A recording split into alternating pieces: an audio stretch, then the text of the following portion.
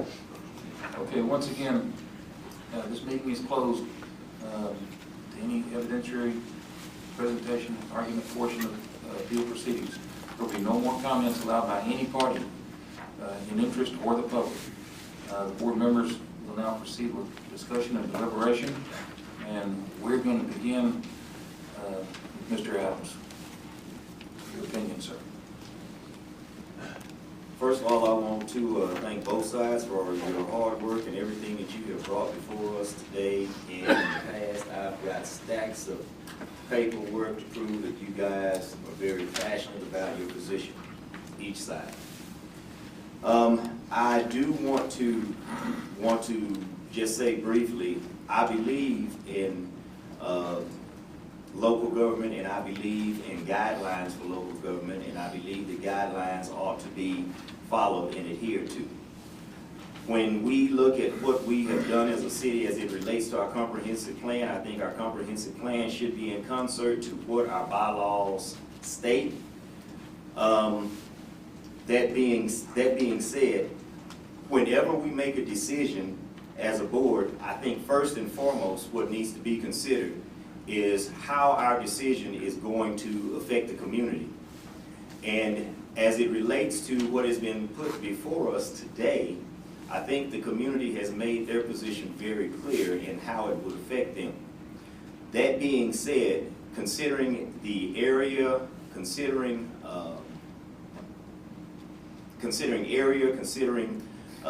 businesses, homes, and etc. around the area, I think it would be, in my opinion, it would be in the best interest of the citizens of San Angelo if we did not have that type business in that location. Further, I would like to say that I also believe that when considering what type of business should go there, and I know that somebody's going to say, well, the question is, or the issue is, did staff correctly interpret the zoning, the ordinance? But we still have to take into consideration how the area around the business is going to be affected,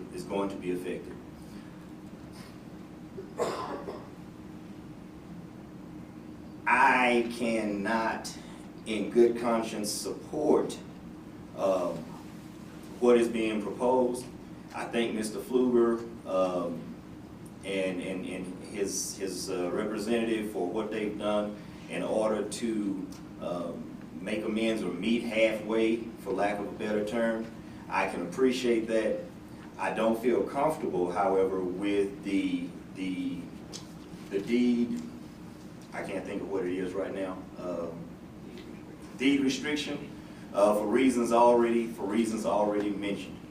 If you were to ask me what would I do personally, I would reverse staff's decision, and we would go back and do things a lot differently than they've been done.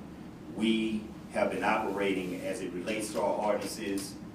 Our ordinances have outlived their purpose. And because the city is growing and because people, businesses are growing, people are doing things differently, a lot of the ordinances we have in place, they're just outdated. So that's where I am, Mr. Chairman. Yeah, that's what I'm done. Mr. Turner. Yes. Been an awful lot of information, a lot of points made on both sides. Zoning is actually a fairly new concept in the form we have it today. It only goes back roughly 100 years, and San Angelo has only had it for 40, and in a lot of ways it looks like most of it hasn't been looked at since 1940 in a lot of detail, and even what has been changed since then looks like some of it didn't track very well, especially on things like putting performance standards every place they needed. So there's some errors in the ordinance very likely today. But that's not something that the zoning board itself can correct. We're not here to take and make ordinances. We're not here to update ordinances. We have an entire city council that's job is doing the legislative and policy-making process. We're here to take and look at what exists and existed at the beginning of this process, the ordinance,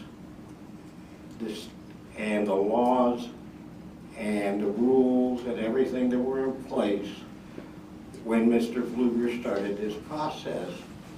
And we have three choices for our decision. We can either affirm the decision and say, that's the way it is, go on about our business. We can reverse the decision, say that's the way it is, and go on about our business. Or we can take and say, these are weaknesses we see in the decision, these are changes that we feel should be made. But again, it still has to be within the context of the law that existed then. If the city council puts a moratorium, which apparently is in the planning, that will tend to take care of any of the ongoing issues. The other thing is, points have been made that this isn't all just about frac sand. The ordinance that we're seeing today, from what I'm hearing from the public, has a number of weaknesses because you don't have performance standards for certain of these zoning classifications, and they probably should be there. Mr. Pfluger's business could very well probably operate under the restrictions of 416, from what I've heard. I have no doubt of that. But that doesn't mean the next frac sand person coming in would be that diligent, that have that much pride in his business, and just come in and whatever is the cheapest, fastest, quickest way to do it, and we have to go through other remedies to deal with issues after the fact instead of preemptively saying these are the limits. That's the weakness I see with the ordinance right now. It doesn't have those preliminary limits, and I think the interpretation that I've seen or heard that the minimizing nuisance and adverse effects aren't really, I think those actually apply here, even though they may not be specific use standards, but I think that intent needs to be there. And our decision needs to have some way of putting that minimization of adverse impact, nuisance, etc., needs to be part of our decision. We can't leave it open to where it can be, just because it's a warehouse and freight operation, doesn't give it a blank check to be as bad and as much of a nuisance and as much of a hazard as they want, just because we don't have a performance standard. And yes, there are other remedies available, but it should also be clear in the zoning ordinance, these are the edges, these are the boundaries we expect when somebody's operating in this type of business district.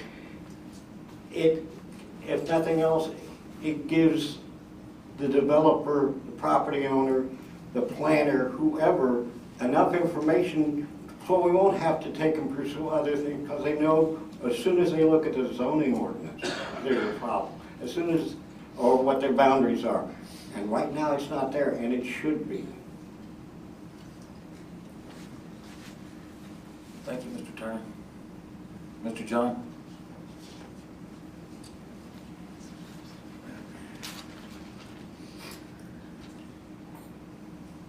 I'd like to thank both parties for the hours of enjoyable reading that I did over the last few weeks. I would like to say that one of the things I think that people needed to do in this case is to consider the materials that were being transported in this. You know, some people have said one thing as far as it not being hazardous, and others have said that it is. And from being in the medical field, I have read and seen information about silica sand, and I do know that it is hazardous to people that are have long-term exposure to it, more direct exposure. But I also know that that it can cause, or it can exacerbate people that have lung diseases and whatnot. So there is that problem also.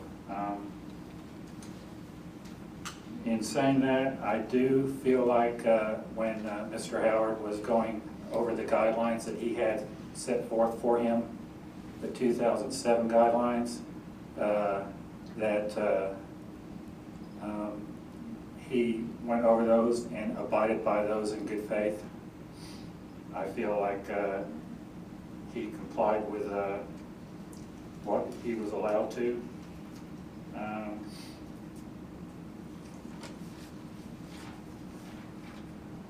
I understand, as everyone else has said, that hopefully in sometime in the near future the city councilor will have an amendment that will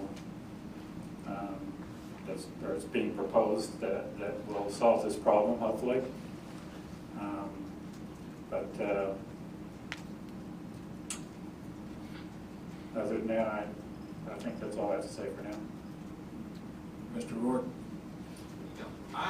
In reading all the notes, it sort of comes down to one thing for me. I walked through the process that Mr. Howard used to get to his decision, and I didn't follow that as the only dark line going down the page. I could see several places where you could take a slightly different position based on the information that was there and come out at a different place. I think everybody has been pretty open and pretty fair and pretty straightforward.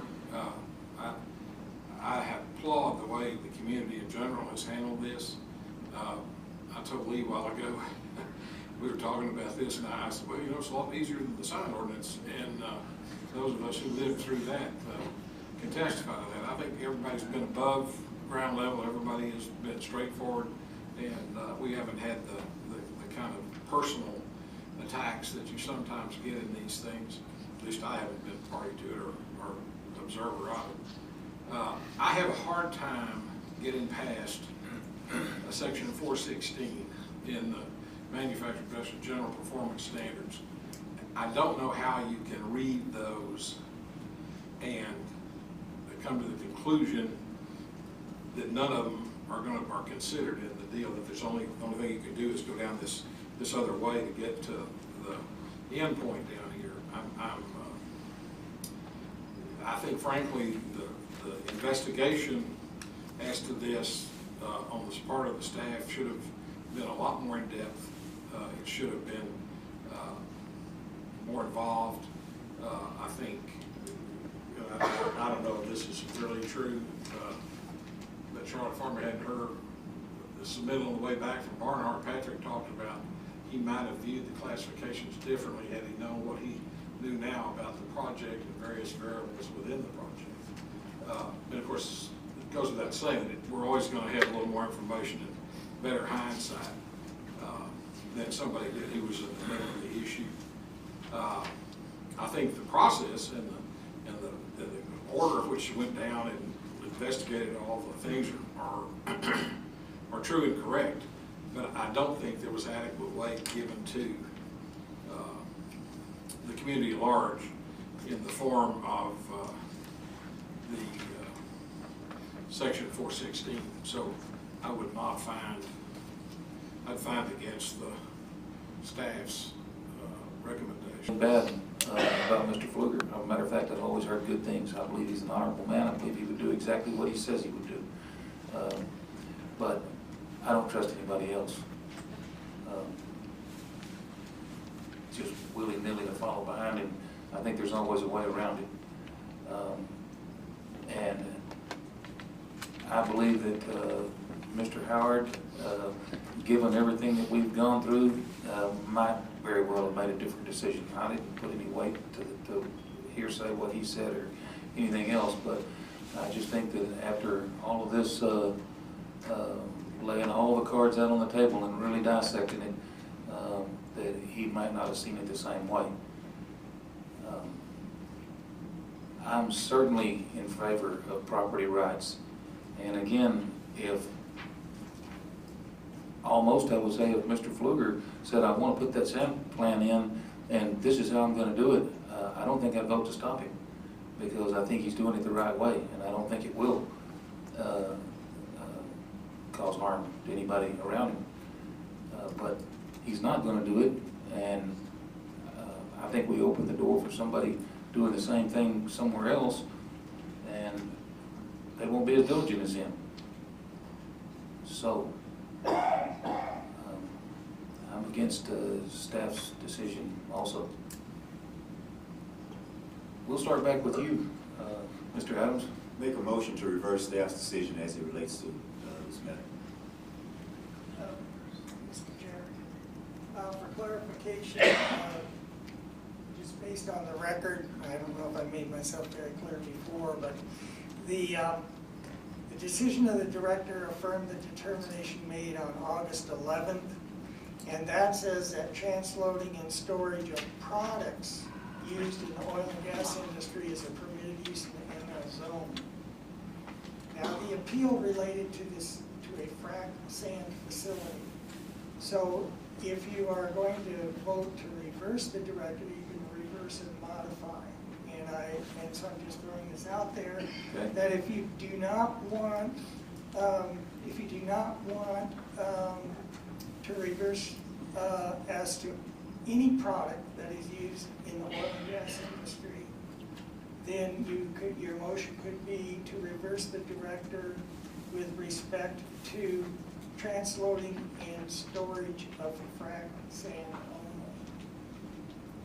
only. Otherwise, again, the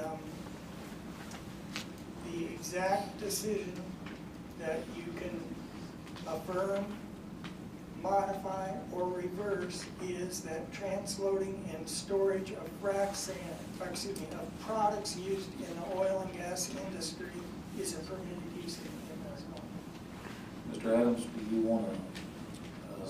Let me ask you a question. All right. We were talking about that. You're saying that we could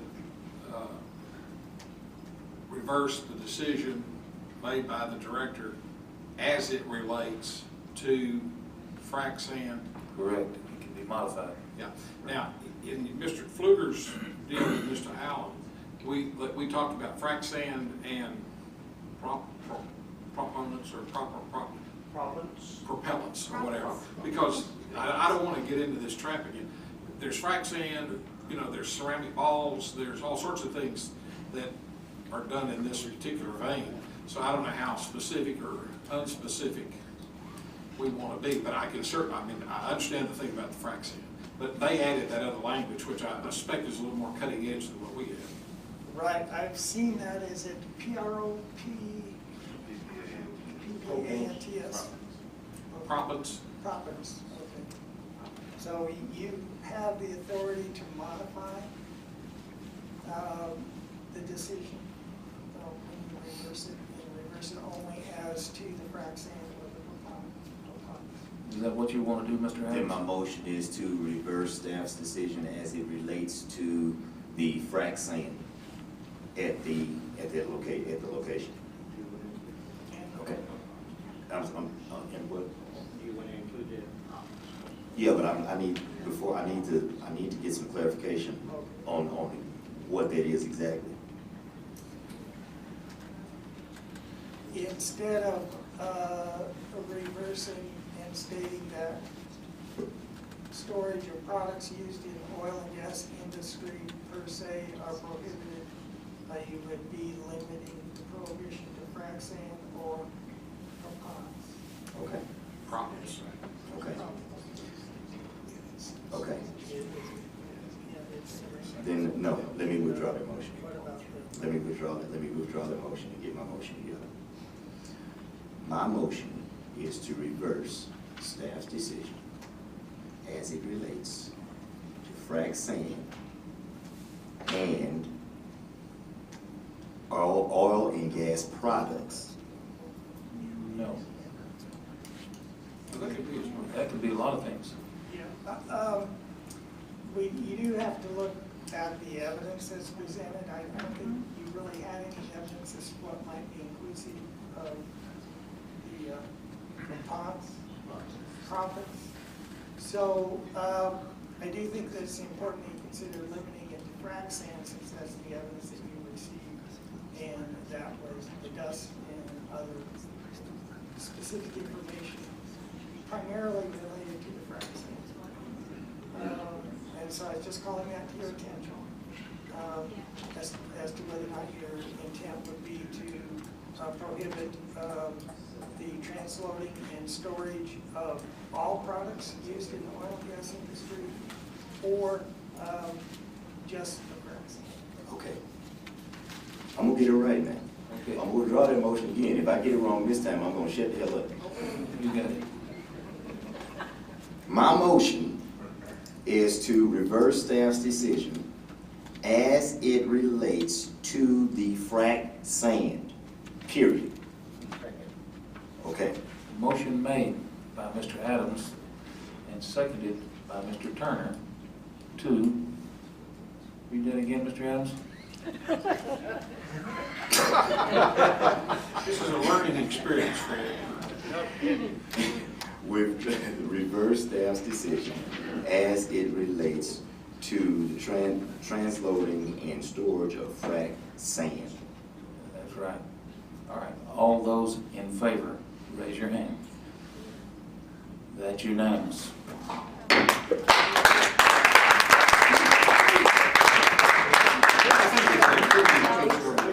There is a second. The next regular meeting, Wait a minute. There is a second matter to address. Okay. Because there is a right to reverse, you should be making findings of fact and conclusions. If you want to debate those now in support of your decision, you can do that now, or you can request that proposed findings be brought back to you at the next regular We'll do it now. meeting. I based my decision on the evidence presented by Mr. Wardlaw, though I don't think it has anything to do with Mr. Pfluger, but if we could have that type of nuisance with sand getting in the air, trucks running, noise, vibration, everything that he showed us evidence of, that's every one of the points. And I think he proved that with his video evidence, photos.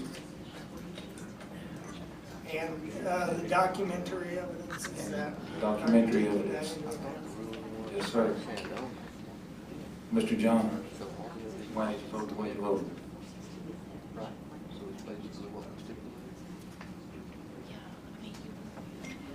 I feel like the main problem here was the frac sand, the material that was proposed to be transloaded. I would commend Mr. Pfluger in that what he presented and the equipment that he was proposing to use, it looked like to me that would be the very best way to do that. But when it comes down to hazardous material, it's hazardous material. If there is an accident of any sort there, then you have to deal with that. So in the end, I think it came to the actual material itself that is the reason why I voted for it. And I base mine on beam manufacturing and production, the interpretation of that as being more general than specific, on 305, the general performance standards.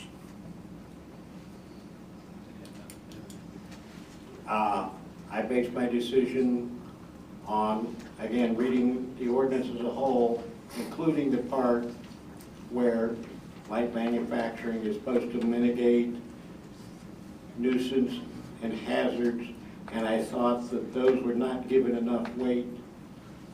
That part of the ordinance, even though it is more general, I think that needed more weight given to it than what was given to it in the original decision. I think the bulk of the decision was very good, but it's a weakness in the ordinance that it doesn't really carry the intent of the ordinance through the entire ordinance. And we corrected at least a small portion of that today. Thank you. My decision is based kind of like Mr. Turner's. I don't think that we gave enough consideration, enough weight to what we consider a nuisance. And because of that, I think that it was really important that we did not place our citizens in a position where we're putting an unnecessary hardship on them. I feel that the ordinance, as I said, I think we've outlived it. It's kind of it's outdated, but we still have to take into consideration the parties that are going to be affected immediately, and I just didn't feel that enough weight was given to possible nuisances that could be that could arise from it. Could we get a motion that the findings expressed by each of the members of the board in the application of the ordinance, including 305B, support the decision that you made? So moved. Second. Motion made by Mr. Ward, seconded by Mr. Adams. All those in favor, raise your hand. Unanimous. Okay, the next regular meeting of the zoning board of adjustment scheduled to begin at 1:30 p.m. on Monday, March the 2nd, 2015, in the McNeese Convention Center. February 2nd, 2015 meeting of the zoning board of adjustment is ready for adjournment. Do I have a motion to adjourn? So moved. Motion made by Mr. Davis, seconded by Mr. Turner to adjourn. All those in favor? The meeting is adjourned.